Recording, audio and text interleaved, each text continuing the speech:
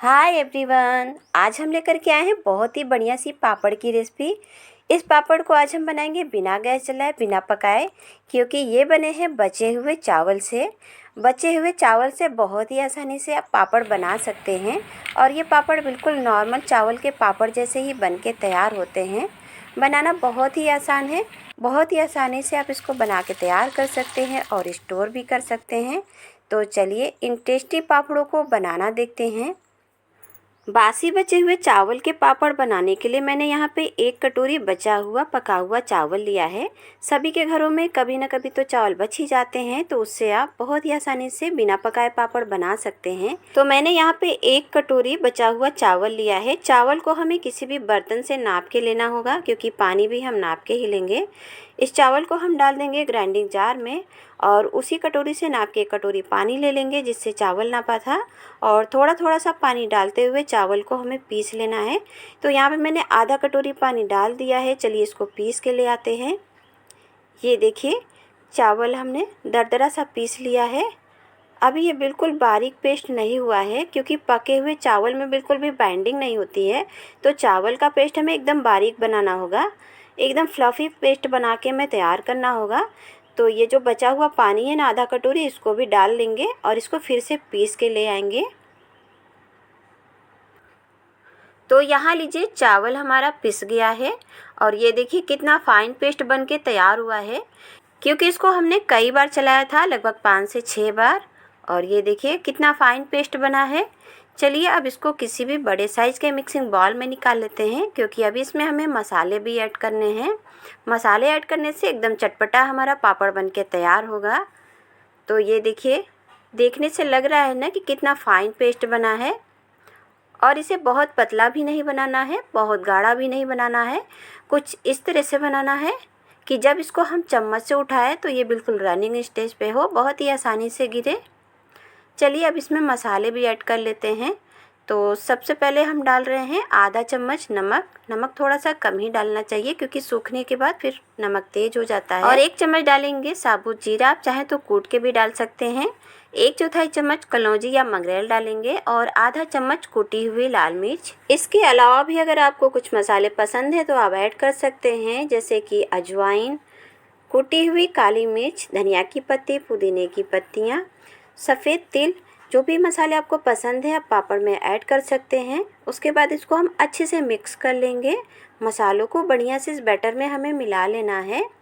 और ये देखिए एकदम फ्लफ़ी हमारा बैटर बन करके तैयार हुआ है। चलिए अब इसके पापड़ बनाने चलते हैं। तो पापड़ बनाने के लिए हमें चाहिए प्लास्टिक शीट। यहाँ पे मैंने देखिए थोड़ी सी मोटी वाली प्लास्टिक शीट ली है, इस पे पापड़ बहुत अच्छे बनते हैं। तो आप 1-1 चम्मच बैटर डाल करके फैलाते हुए हम पापड़ बना लेंगे। ये देखिए इस तरह से थोड़ा सा 1 चम्मच बैटर डाल दिया। अब इसको हम फैला लेंगे। बहुत ही आसानी से ये फैल जाता है और बहुत जल्दी जल्दी पापड़ बनते हैं। थोड़ा थोड़ा सा बैटर डालना है और फैलाते जाना है। बस यहाँ ध्यान ये रखना है कि ये बचे हुए चावल का पापड़ है, इसमें बहुत कम बाइंडिंग होती है। तो पापड़ हमें बहुत पतला नहीं बनाना है, थोड़ा सा मोटा ही बनाएंगे। सूखने के बाद ये बहुत पतले हो जाते हैं।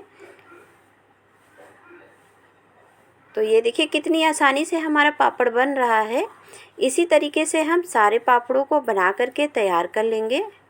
तो यहाँ देखिए सारे पापड़ मैंने डाल दिए हैं और 1 कटोरी चावल से यहाँ 20 से 22 पापड़ बनके तैयार हुए हैं।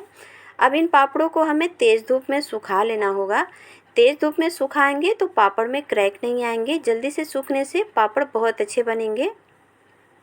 आप चाहे तो पंखे की हवा में भी डाल सकते हैं, लेकिन कभी कभी पंखे की हवा में डालने से इसमें क्रैक भी आ जाते हैं। तो मैंने इसको धूप में डाल दिया था और दिन भर की अच्छी खासी धूप लगने के बाद पापड़ हमारे सूख चले हैं। ये देखिए, और पापड़ सूखने के बाद देखिए पतले भी हो गए हैं, बिल्कुल भी टूटे फटे नहीं हैं। तो अभी आप भी कोशिश करिएगा कि जिस दिन धूप अच्छी हो उसी दिन पापड़ बना लीजिए। अब इन पापड़ों को हम उठा लेंगे, क्योंकि ये 1 कटोरी चावल से, बचे हुए चावल से बने हैं, तो थोड़े से ही पापड़ हैं। 1-2 बार फ्राई करने पे ये ख़त्म हो जाएंगे। और अगर बार बार चावल के आप इसी तरह से पापड़ बना रहे हैं तो आप इसको स्टोर भी कर सकते हैं। बिल्कुल भी जैसे नॉर्मल चावल के पापड़ होते हैं उसी तरीके से ये भी चलेंगे, ख़राब नहीं होंगे। एयर टाइट कंटेनर में भर के रख दीजिएगा और पापड़ों को अच्छे से सुखा के रखिएगा। तो यहाँ देखिए कितने अच्छे हमारे ये पापड़ बन के तैयार हुए हैं। चलिए अब इन पापड़ों को फ्राई करके भी देख लेते हैं।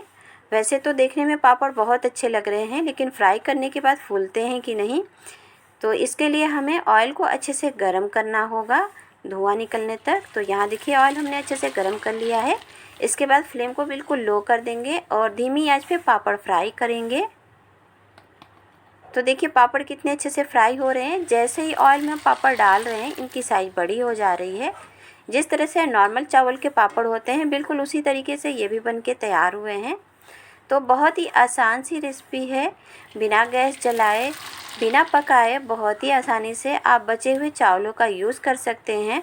वैसे तो बचे हुए चावल से आप जो भी रेसिपी बनाएंगे तुरंत खाना होता है, लेकिन अगर आप पापड़ बना के रख लेते हैं तो इसको आप स्टोर भी कर सकते हैं, बाद में भी खा सकते हैं। तो अगर बार बार चावल बच रहा है तो उसको आप इस तरह से पापड़ बना के रखते जाइए और जब मर्जी तब फ्राई करिए।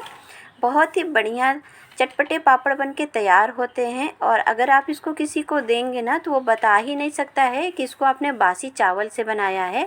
इतने अच्छे ये पापड़ बन के तैयार होते हैं।